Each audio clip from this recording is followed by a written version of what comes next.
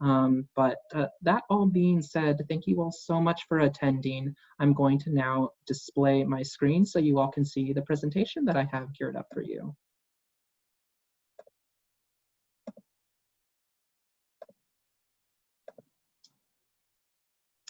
All right, thank you so much, everyone. So my name is Joel Vasquez, and I am one of the team members of VFA.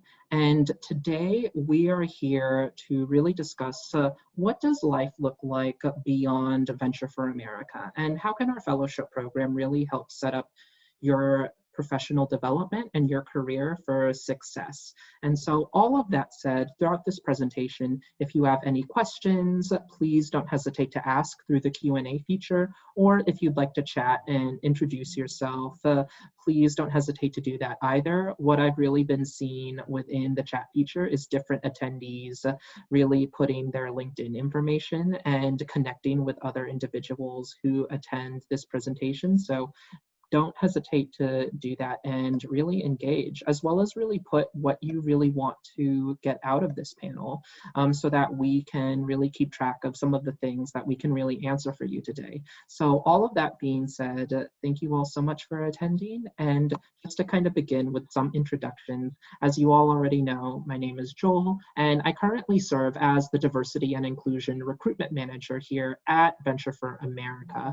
And I'm really in charge of reaching out to folks like yourselves who might be interested in startups or entrepreneurship or becoming a startup leader and so on and so forth. And I go by pronouns he, him, and his. And I'll now introduce it to my co-panelist, Paula, who can talk a little bit about herself and share her pronouns. So Paula, if you will.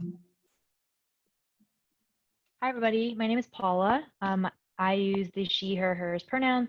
I am a 2015 Detroit Fellow for Venture for America, which means that I moved to Detroit about 5 years ago.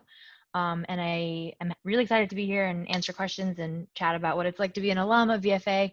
I'm still very involved, so I know a lot about the fellowship, even though I'm a few years out now for my 2-year experience. I currently work at the City of Detroit as the Special Assistant to the Deputy Director of the Planning Department. And before that, I worked in philanthropy, supporting small business, and actually at a startup for my fellowship. So I'm really excited to talk to you and hopefully can answer any questions that people have about what it's like to be a fellow.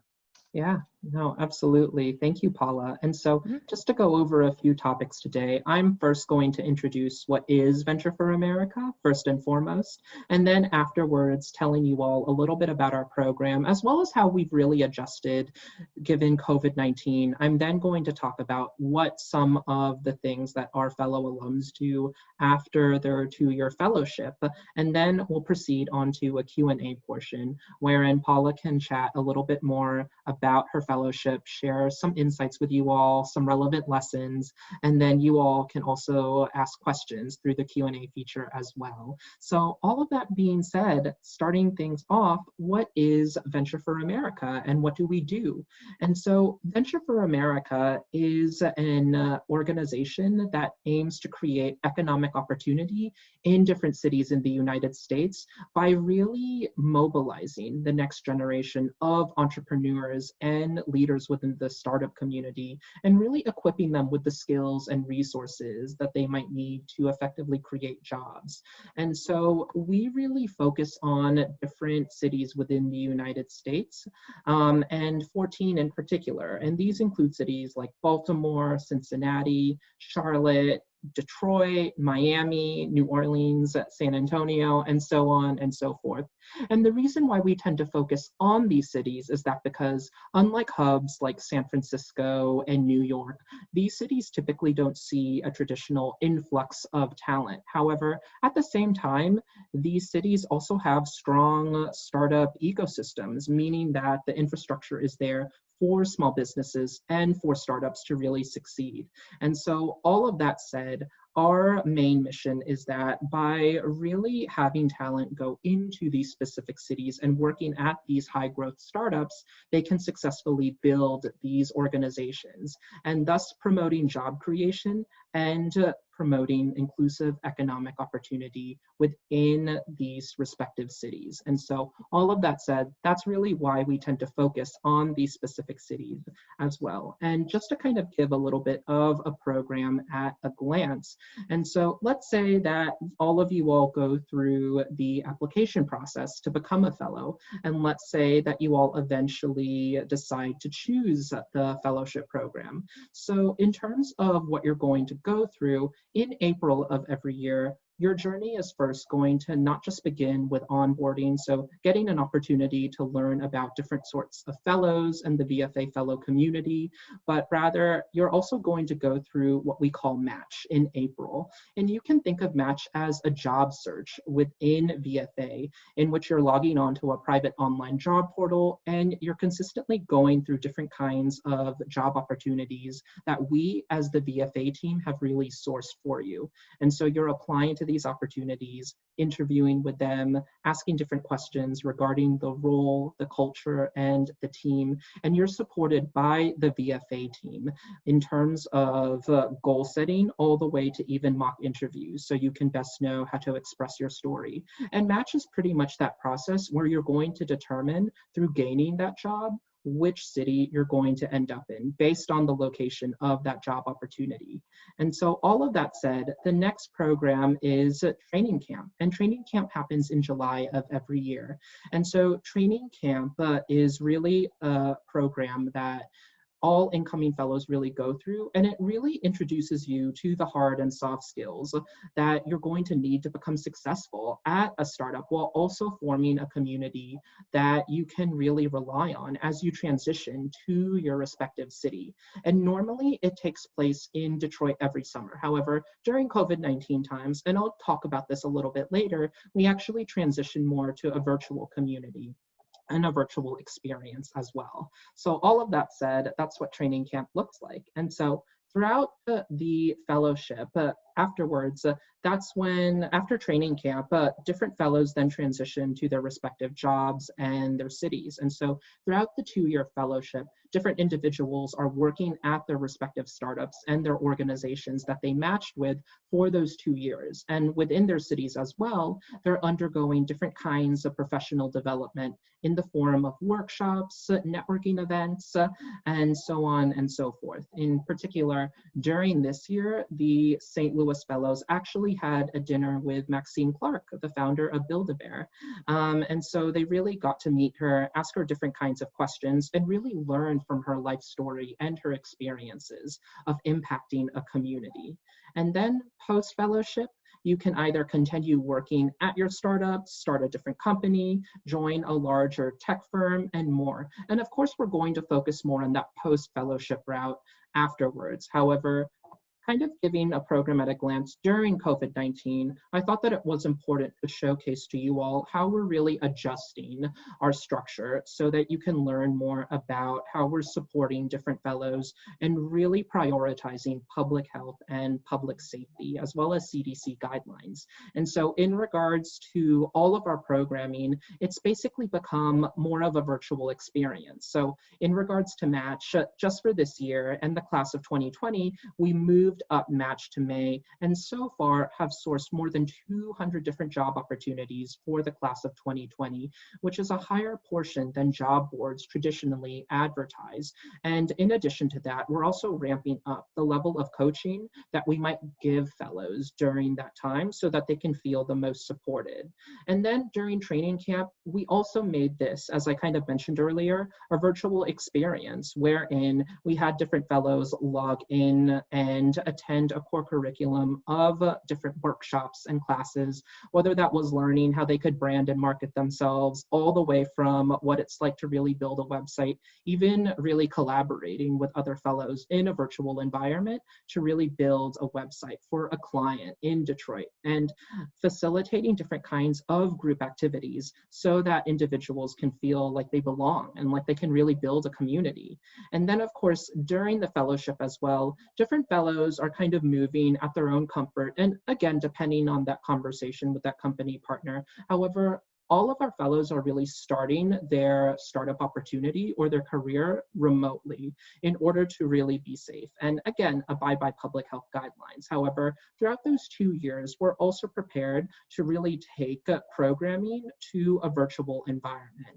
And so that could mean different kinds of meetups could be virtual. That could mean different social events are virtual. And basically, those are going to be facilitated by our community directors within our respective cities. And then, of course, post-fellowship, we also have an alumni board, and we're continuing to engage fellow alums within virtual programming and talks until it's, of course, safe to gather again. So throughout COVID-19, we're fully prepared to really maintain physical and social distancing so that individuals can feel safe and like they can fully participate in the fellowship program overall. And so all of that said, and I'm also happy to answer any kinds of questions related to COVID-19 in the Q&A, but let's kind of focus on post-fellowship and what that really looks like when, let's say, you become a fellow, you did your 2 years at a startup. Now, what are some of the career opportunities that you could really go for and how you can really get there? And so all of that said, what does life beyond VFA really look like? And so here is kind of a little bit of a breakdown of what our alums really do. Approximately 44% really work in the startup world. Another 14%, when breaking down the figures, also work at a larger tech company, whether that be Amazon, Facebook, or Google. Another 14% work full-time on their own company as well, whether that be really creating their own organization or working on their own business idea. And another 9% have attended a top graduate school program, whether that be going to business school or getting their master's in public policy and so on and so forth. And so given that our two objectives of our fellowship program are to really ensure that you either become a startup leader or a founder, a lot of our alums are really taking that approach of continuing to work in different startups or starting their own company, or even really taking their skills in order to make impact in a very different way. However, just to kind of hone in on different fellows who might have started their own organization, here is a preview of what some fellows have really done. In particular, Yalitza Jean Charles actually started a company called Healthy Roots in Detroit, Michigan in 2015, wherein she, as a Black woman, really found that she wasn't really represented in toys when she was younger. And so she actually created a company in order to create products that cater to Black girls and Black youth so that they can feel a positive form of representation and so that the doll can really inspire self-love. There is Bonza, which was established in Detroit in 2017, and it's a chickpea-based pasta. And the founders of Bonza really wanted to create an alternative, healthier product that was based on chickpeas. And so Bonza has now grown to the point where it's now located in New York. However, its product can be found in grocery stores nationwide, whether that be in Whole Foods, Giant, and so on and so forth. And then there's also Stix, which was created by two fellows, and Stix is based in Philadelphia. And so the founders here really wanted to create actually a pregnancy test for women and individuals who can become pregnant that's really easy, discreet, and accessible, in that these individuals don't necessarily have to go out of their way to get one, and instead the pregnancy test is really delivered to them in, again, a discreet manner, thereby protecting the anonymity of these individuals. And then there's also Balto, which was established in St. Louis in 2017, and it's really an AI software that provides real-time call coaching and suggestions for what you could possibly say for sales and customer success representatives, thus really helping them whenever they're on that call with a customer and they're really dealing with different kinds of scenarios and situations that could really help them. And so all of that said, these are some of the fellow-founded companies that have really risen from a lot of the fellows within our respective community. And so all of that said, some resources that we, of course, offer to really start a company is that throughout the fellowship, we offer access to more than 20 startup programs per year. And that could include different kinds of professional development events, different kinds of programs that could further help you explore becoming an entrepreneur, or even what it's like to really contribute to a startup and making it successful. And then in addition, we also have a VFA exclusive accelerator program in which our accelerator program takes place from August to November. And if it were in person, we actually provide a housing, we provide a living stipend, and a dedicated workspace so that you can full-time work on your idea all the way from validating it. So really questioning whether it is a valid business idea, all the way to seeing whether it is financially sustainable and whether you can even raise money for it. And so the accelerator program is really one of those awesome programs that you can take part in if you're interested in starting a company, because it de-risks the aspect of really focusing on your own business idea by already allotting those resources that you can rely on. And so all of that said, once individuals start up their own organization or company, then we also connect them to different kinds of resources, whether that be investors, campaigns so that they can raise money.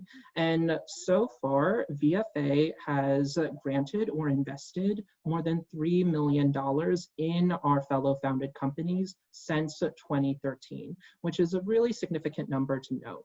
And so all of that said, those are some of the fellow founded companies and the resources that we can offer to really start a company. However, for individuals who are interested in working and who might be interested in seeing what the growth looks like from that perspective, what does growth look like in terms of compensation? And so here is kind of a little bit of a breakdown of what our fellows earn. And so granted, within the class of 2012, you saw kind of 3 tiers really represented. And so all of that said, you had fellows who earned up to 49K, you had some fellows earn up to 50 to 99K, and then you had some fellows earn 100K and over, just within the class of 2012. And so kind of really looking to the class of 2014, you can kind of see that that bracket of individuals who really earned 50K to 99K really grow. And that really indicates to us the capability that our fellow alums really did grow within their career and really do use a lot of their skills in order to advance professionally. And so holistically, when we actually took a look of salary data among our fellow alums within the age bracket of 24 to 30, we also actually saw that the median salary point was 75K. Again, thus demonstrating that fellow alums were really able to take a lot of what they learned throughout their fellowship program and really channel it in order to grow, take on higher level positions, manage individuals, and really become a contributing force within the organization that they currently work at. And so that really demonstrates that you can grow your career within our fellowship program and within VFA. And now that I've kind of taken care of the basics of what Venture for America is and what life might look like beyond the 2-year fellowship program as well, I'm now going to shift gears and we're now going to take it over to Paula, who can really talk to us more about what that transition was like, how she found VFA, and so on and so forth. And so I think, Paula, just kind of kicking us off, why don't you talk a little bit about how you found VFA and what your VFA journey was like? And of course, for anybody attending, if you all also have any questions within the Q&A feature, please also don't hesitate to put those in as well so that we can have a lively discussion. But aside from that, Paula, I'll turn it over to you, okay? Great. I'm just going to reintroduce myself quickly because I think some people joined after the initial few minutes. So I'm Paula. I'm a 2015 fellow. alum. I moved to Detroit in 2015, and I'm still living there. I've had a number of jobs, both in the fellowship and since. So I'm really happy to talk about my experience in VFA. The way I found VFA is I think it's kind of interesting. It's a little bit outside the norm than a lot of the people I talked to back then, but this was back when Andrew Yang was still the CEO of Venture for America. We have since, Amy Nelson's now the CEO. And so she was still an active part of the organization, but I was working at the time, I had graduated from college, was working abroad, and was just on on the internet, found this kind of article that Andrew had written, like an op-ed that he had written in Fast Company about this phenomenon of like college grads who really want to like make an impact and make the world a better place and do all these like big lofty things, but were like funneling themselves into these 6 careers in 6 cities. And it was this framework that I had not seen spelled out that way ever. And so I read this article by Andrew. I was like, who's this guy? He sounds pretty interesting, pretty smart.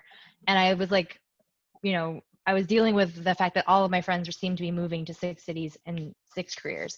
And so in finding out more about him and VFA, I ended up applying. And we can talk about the selection process and all that, but it was it felt like a kindred spirit almost in VFA, that I was finding this like mission oriented organization that cared about achieving big things, trying new things, innovating, taking risks, but in kind of like off the beaten path sorts of ways. So that was what originally kind of helped me like figure out what VFA was all about and get interested in it. Yeah, absolutely. No, so it kind of sounds like you really found BFA, and a lot of what it really was telling you kind of resonated with your values and what you really wanted to do, which I think is really awesome, Paula. And kind of when you decided to apply to BFA and you became an incoming fellow, what organization did you work at? Like, what were you doing? What was some of your day-to-day? And yeah. You meant, sorry, while I was applying or when I joined VFA? When you joined VFA. When I yes. joined, okay. When I joined Venture for America, so I started my fellowship in Detroit at a company called Loveland Technologies, which is a mapping software firm that sells software directly to individuals, but mostly directly to governments and like larger nonprofit organizations. I had wanted a company. I was open to any of the cities that we work in, but was really hoping for Detroit. I just was really curious and wanted to live in Detroit. So I was really happy when that company kind of came up on match for me. And the day-to-day work I was doing was in growth and operations. Like a lot of companies, we had a SaaS, software as a software as a service subscription model. And so a lot of times when you work on like a sales team, you can be selling software or selling products. So I was helping sell software, primarily aimed at like larger institutions like nonprofits or academic universities or like government departments and things like that. So it was a really interesting kind of day-to-day. Sales in general is really hard. It's a really, really tough job. I was an engineering major, so I kind of had like the technical background, but didn't have any sales or business like coursework behind me. So VFA kind of like bolstered my background to help me be able to do that role. And I learned a lot about how to communicate with people, how to like sell an idea, and then was able to kind of like lean on my understanding of mapping and spatial things in the day-to-day. But it was it was also like a really small company. So I did a lot of other things, as is typically the case for Venture for America fellows, where you start out in one role, but you kind of start accumulating tasks and jobs all across the board because the team is really small. Yeah, absolutely. And what were some of those projects that you really did, Paula? Does like anyone stick out in particular? Yeah, I really, I mentioned the sales work I did. I also just kind of wanted to learn more about operations and like the behind the scenes things that make a company work and succeed. The things that are super boring to other people, like budgets and payroll and insurance, like I was really curious, all of those aspects that are fundamental to making sure that your employees can like live and survive and thrive and support themselves and their community. So I started taking on more and more of the kind of like finance operations side of things as well, in addition to doing more of the sales, like biz dev, business development sort of tasks, which was really cool and gave me an even deeper respect for what it takes to run a company and be financially responsible for a team of however many people. It's really, really hard job, but it was really cool. Yeah, no, absolutely. And it kind of sounds like you learned a lot of different skill sets, like within your respective startup, which is very traditional, I would say, of those kinds of organizations. And so, Paula, let's like kind of fast forward, like within those specific 2 years. So, like when your fellowship was ending, what were some of the things that you were thinking through, and could you take us through your journey of what life was like after your fellowship and navigating that? Yeah, definitely. So I did my initial 2 years at the fellowship at the startup company, like I mentioned, and um, really learned a lot about what, the types of products that we were building and selling, but also just about what it takes to be an entrepreneur, how hard it is to tap into a network of support, Mm, and especially in smaller markets like in Detroit or in a lot of the other cities that VFA operates in. And so after my fellowship, um, that those 2 years, I was really hoping to kind of zoom out and think bigger picture about how can we as a community support entrepreneurship more broadly. And I was actually kind of by accident put in touch with this organization in Detroit called the New Economy Initiative, which is a funder of VFA actually, and a number of other programs and organizations that support entrepreneurship in Southeast Michigan. And so through that, I was able to leverage my experience working at a small business, um, and then use that information and that kind of skill set that I had developed and mm, apply it in supporting this whole network of small businesses across the region. So it gave me a really great platform to kind of say, well, when I worked in a small business or when I met these founders, when we went through this really challenging period, I yeah. understood like these were the resources we really leaned on, or this is what we wish we'd had access to. And so I was able to kind of lean on that experience and then think from the perspective of a small business owner or an entrepreneur, what more can the community of support of the region of Southeast Michigan do to support all this amazing innovation and growth and ingenuity? So I kind of took a bigger picture view of it, but it still very much in the like entrepreneurship support um, realm. Yeah, no, absolutely, Paula. And it kind of sounds like like your 2 years also gave you that perspective to really Mhm. inform a lot of your current work, in that you now know like what it's kind of like to work at a small business slash startup and really rely on some resources there that can further help you kind of on the other side when it comes to, all right, how can we best like set up our communities so that they're successful in a way, which Mhm. I really love. And last question before I answer a few questions of my own and turn it over to you all, the audience. But in terms of, and you were kind of answering this a little bit yourself, Paula, but how did you kind of use those skills that you gained from the fellowship to really advance yourself professionally? And again, like I think you talked a little bit about it, but further leaning into that. Yeah, I think I have the added perspective of having worked prior to joining Venture for America. Mm, I had a full-time job before I did VFA, and stepping into that role day one versus stepping into my VFA fellowship day one could not have been more different, yeah. um, for a number of reasons. But I think that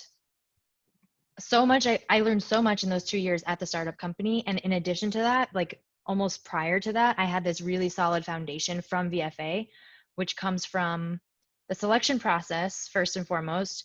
If anyone on this call is even just slightly curious about VFA, I would recommend applying, because just as it's a way for VFA to learn about you, the applicant, it's also a way for you to get a sense of, is this organization the right fit for me as a Mm, person? Will I contribute and will I get anything out of it? So definitely just apply and try it out. The more you talk to people, the more you'll get a sense of if it's the right move for you. Um, so the selection process was huge for me. I learned a lot about what it was I was trying to accomplish and what I wanted to get out of my professional career and development. Training camp was huge. So whether it's virtual or in person, those weeks with your cohort um, are really, they're important just for building like a feeling of community and mm, connection, but they're also every year get better and better at thinking about ways to prepare fellows for what it's going to be like to work at a small company or a growth stage startup.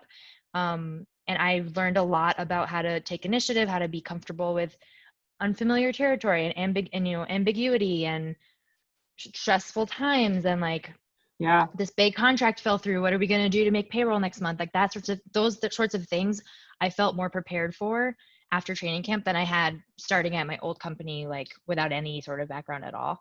And then speaking to those two, I think the third thing that I really leaned on in my 2 years in my fellowship, and definitely since also, is just the community of fellowship, the community of the fellows that I'm a part of. There are like thousands of us now. There's so many. It feels like Yeah. I'll never learn everyone's names anymore, but when I joined, it felt really like family, really tight. Yeah. I still think there's elements of that even with so many of us now, but there's no shortage of ways to reach out and connect to fellows across the country, across the world. People who are going to law school and you want to go to law school, or people who went to your college but maybe 5 years before you got there. It's a really great network of people to lean on and to reach out to and gain insights from.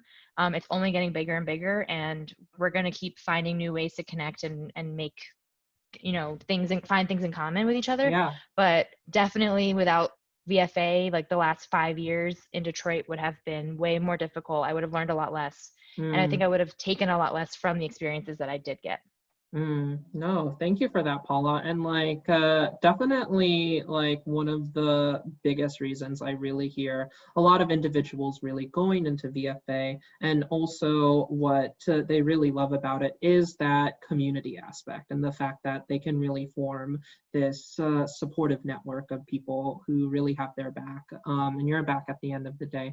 So I think that's really great to hear. And turning it over to you all, of course, like just kind of answering some questions from my end, and then I'll shift it back to Paula. So from an individual, are you able to walk through the application process / deadline? Yes, I'm glad you asked. So in terms of the application deadline, there are 4 deadlines each year. And so we just passed the first one. And so the second one is upcoming, and it is on October 1st. And so by October 1st, that's when you would submit an application for the second round or second batch of applicants that we're going to evaluate to see whether they should be an incoming fellow. And there are 4 stages of the application process. So right now, we're in that first stage of just submitting basic information about yourself. So think your name, your email, 3 activities that you can think of in which you made an impact. And then should you move forward, then there is an essay submission stage in which you have approximately 1 week to submit short responses to 2 questions. Number 1, why VFA? And number 2, pitching yourself to a potential startup opportunity, whether that be along the line of like project management, product management, sales and business development, software engineering, and so on and so forth. And then the third stage is a virtual interview. Which is more of a personal conversation between either you and a VFA team member, VFA Fellow Alum, or VFA Fellow, in which you can have more of a discussion around your experiences and some of the reasons and motivations why you want to join the fellowship program overall.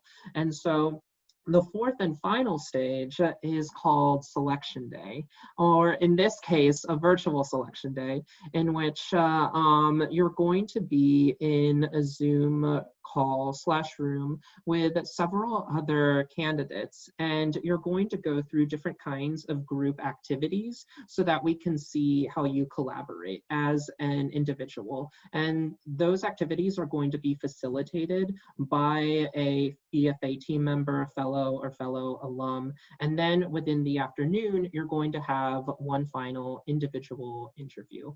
And so that's what the application process looks like in a nutshell. well. And so just kind of answering more basic information. So the fellowship is primarily based in the United States within those respective 14 different cities. So every opportunity that you'll really have in match will correspond to a specific city that we work in. And so all of that said, in terms of how you can also really best prepare for the recruitment and application process, I will say that there are three things that we look for within each and every stage of the process. So number one is that mission alignment. So first off, even though you want to join VFA for your own reasons, whether that's to start a company, work at a startup, or join a community of like-minded individuals, how do your personal interests connect to our goals at the end of the day?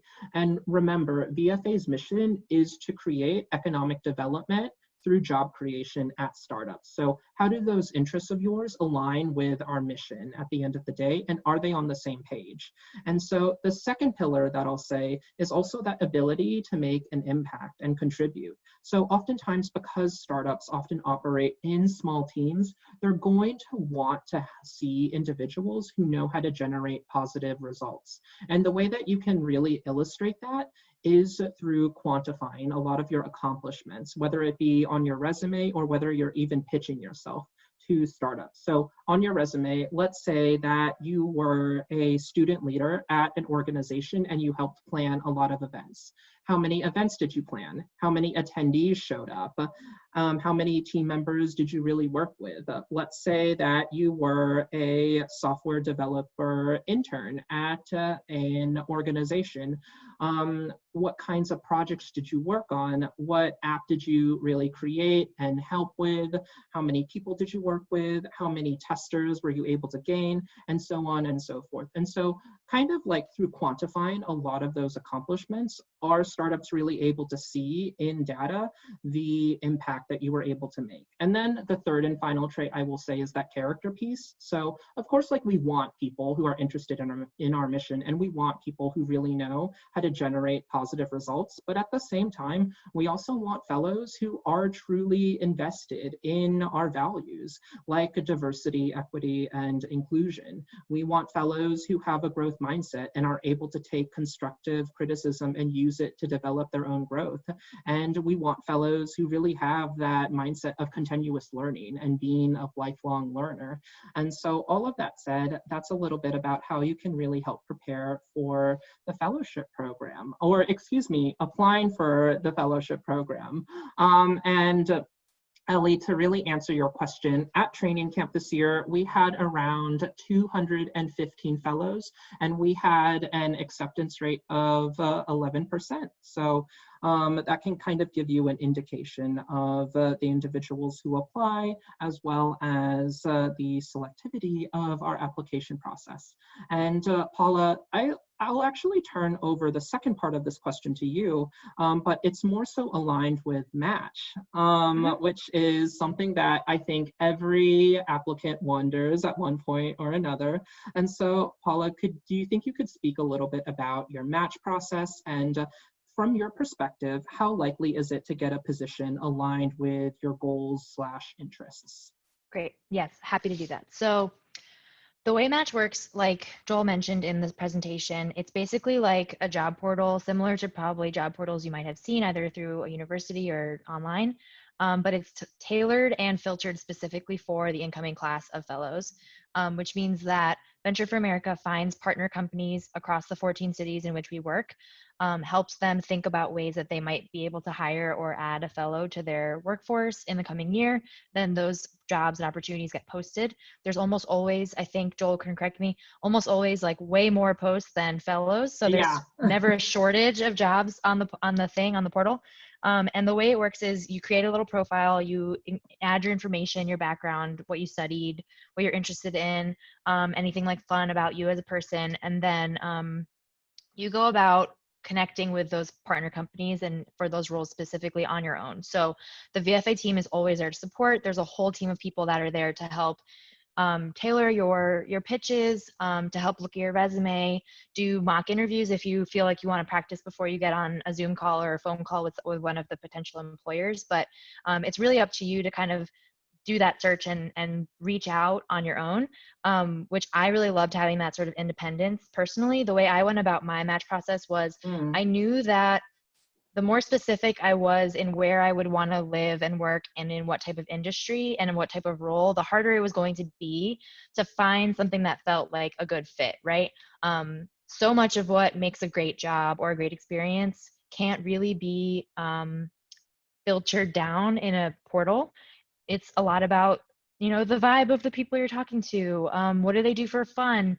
Are there, you know, things in the office that you care about that you Yeah. wouldn't necessarily know unless you were able to visit in person? And so it's really hard to kind of get some of those more quantitative or qualitative rather factors about a job from the portal. The way I went about it was I tried to be as general and as open-minded as possible. And then if I just knew that something was very outside the realm of either what I was able to do, what I was willing to learn, I just didn't apply for it. Mm. But I did kind of cast a wide net. And I always encourage people when I talk to incoming classes or when I talk to people throughout the application process, because I'm one of those fellow alumni interviewers. So if anyone applies, maybe you'll be interviewed by me. I always encourage people, like, no matter how sure you are about what you think you might want to do in this fellowship, always keep an open mind, because some people who go in with the lowest expectations end up getting like the most amazing experience out of their fellowship. Mm. I'm looking at these questions to see if I can answer anything more specifically about match. Yeah.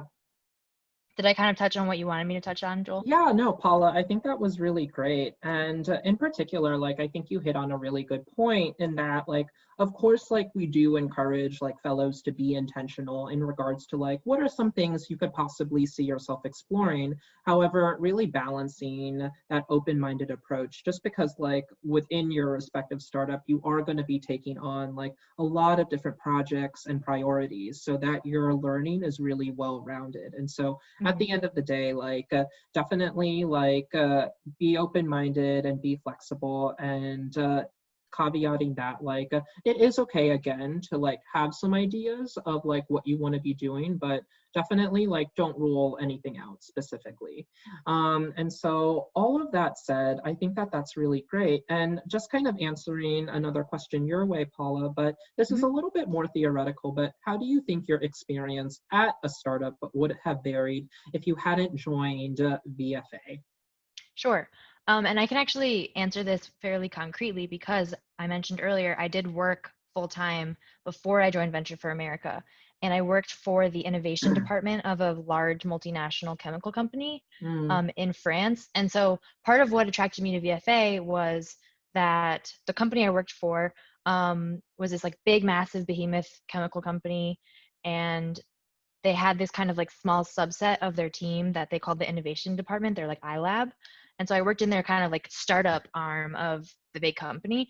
And they're like, yeah, we're like a startup. We're really agile and we have like colorful chairs and whiteboard walls and like all this really silly stuff that to them was like, this is what breeds innovation, right? It's like this like kind of more flexible, colorful, like lively environment. That environment. And yeah, and in practice, like in theory, sure, like that sounds fun, but in practice, yeah, exactly, Stephanie, you got it. Colorful chairs equal startup, exactly. So I walked in and I'm like, this feels like they're trying really hard to be Google, but like not Google, and it felt really like kind of silly almost. And so it kind of got me thinking, what would it be to actually start, work at a startup, like for real, like a real small company, a real startup, and not this like massively funded 100-year-old company's innovation department.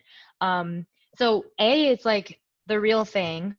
Joining through VFA, you're going to join the real thing, which means all the ups that come with joining a startup and some of the downs for sure, Yeah. which you have to be willing to kind of take in stride. The other thing I'll say is that joining a startup on your own without Venture for America is certainly a possibility. People do it all the time, Yeah. but there's this added level of like support, network, community that you don't get without doing the fellowship or a fellowship like VFA, I guess. Mm.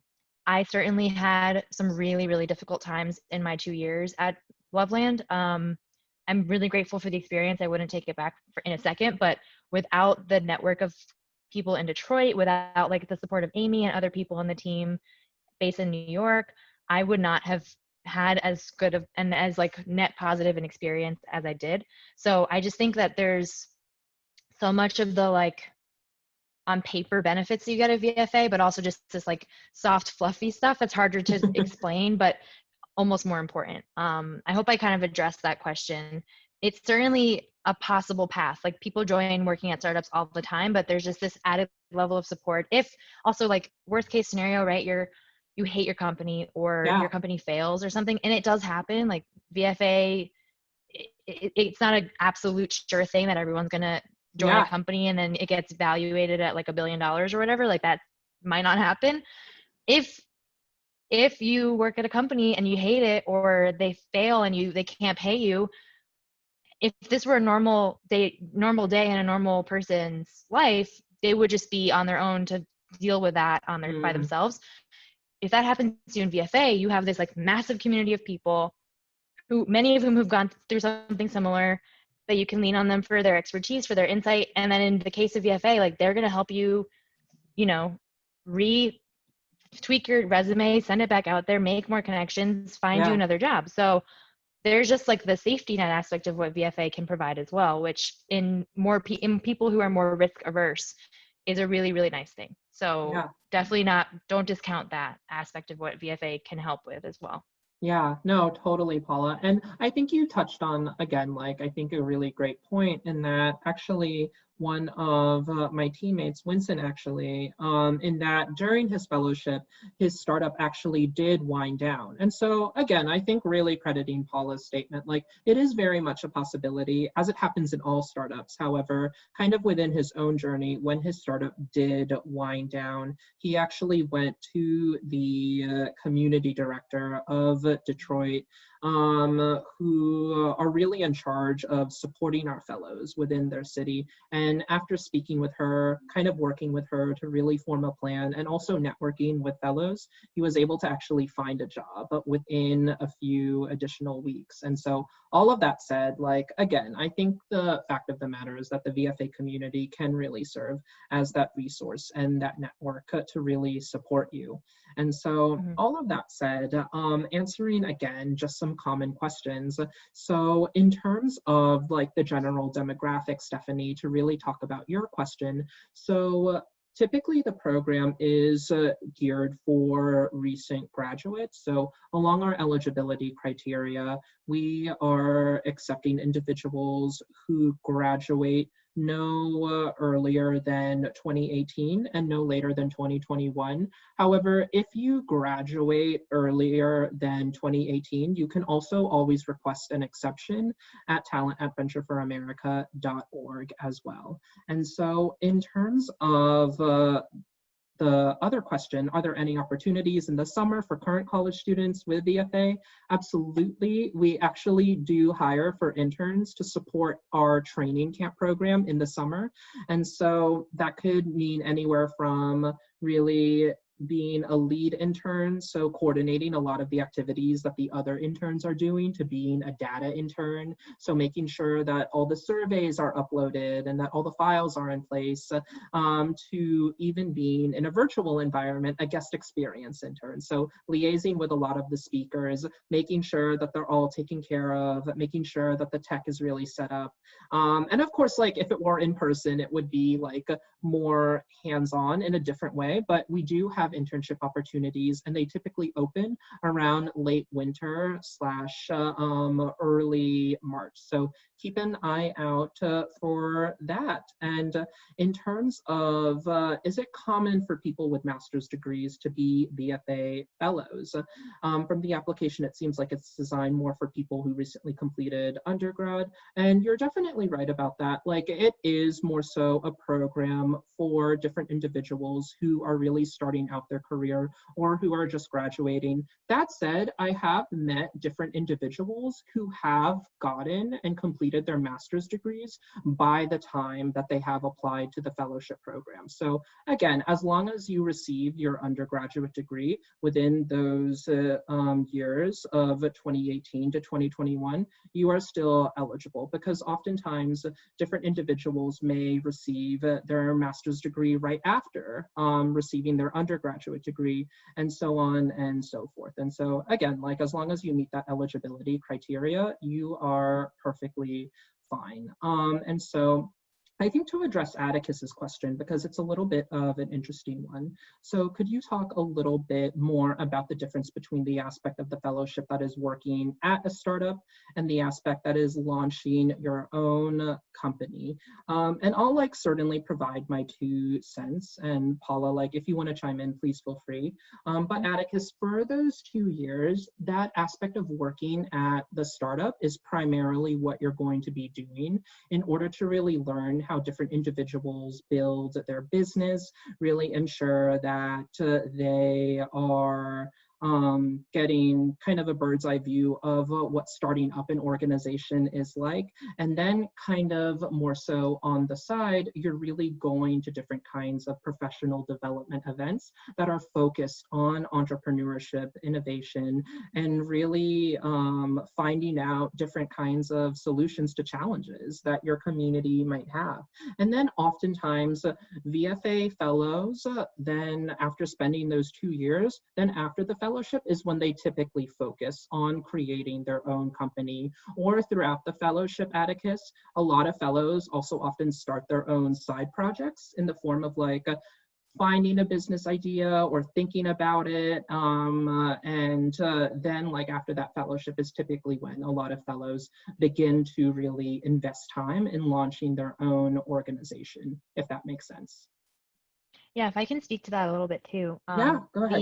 I have not started my own company, but a lot of my fellow class, like my members of my fellow class have.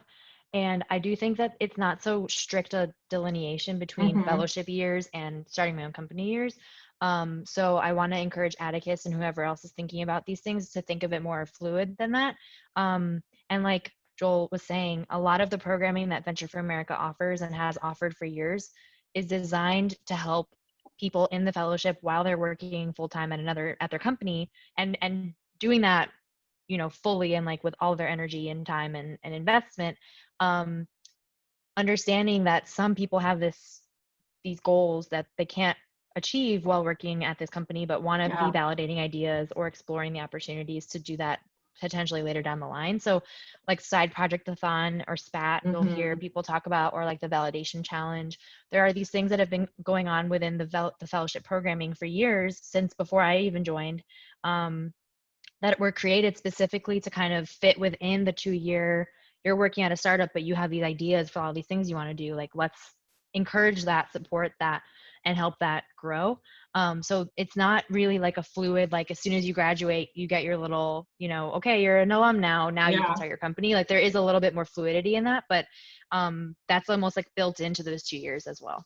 Yeah, no, absolutely. Thank you, Paula. And just kind of addressing a recap of our last question, but what resources are provided for those who really want to create their own startup? Yeah, so kind of within the presentation itself, there are a number of resources that VFA often provides. So kind of like Paula was alluding to, throughout the fellowship program, you're consistently going to different kinds of workshops or networking events in order to really meet different entrepreneurs and founders, as well as learning different skills about what it takes to start up your own business. Like, what is venture capital? What is it like to really meet different investors and pitch your idea?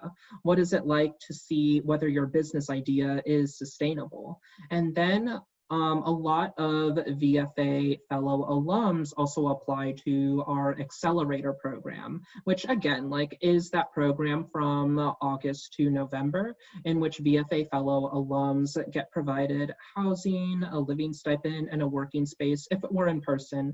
And they get to really focus full time on their idea in a setting that allows them to test out their idea and see whether it's sustainable so that they can really grow their own business and their own company.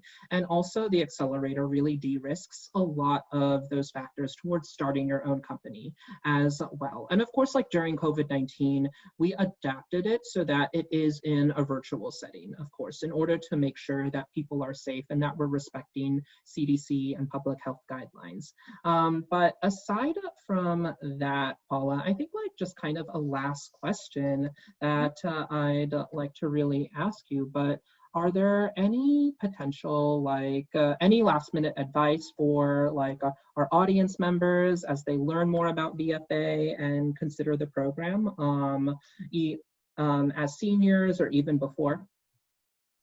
Um, Last words of advice. Yeah. I would say, I would just say something I wish I was able to tell myself if I go back in time, to keep an open mind.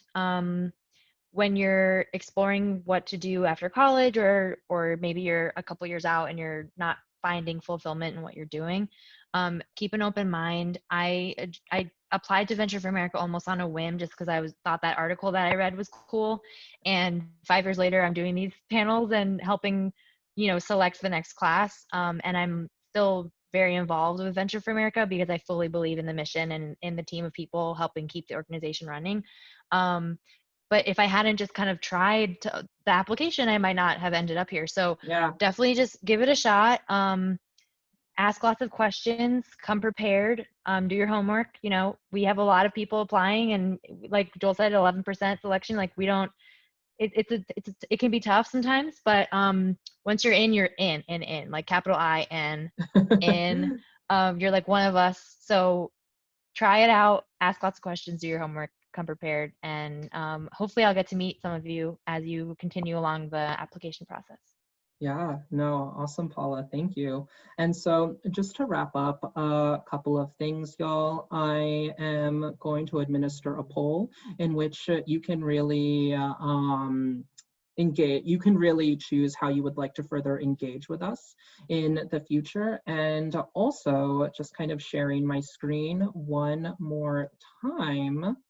But in terms of the rest of this program, should you have any kinds of remaining questions, feel free to stay in touch through talent@ventureforamerica.org. And should you be considering our fellowship program, our deadline for our second deadline is October 1st, 2020. And so I hope that you all got what you really wanted out of today. Please send Paula some love in the chat for sharing her story, her perspective, and her insight into VFA, the fellowship, and the community that it really has grown into. And so with that kind of in mind, thank you all for your time, and I hope you all have a great rest of your evening. Bye, everyone. Bye, everyone.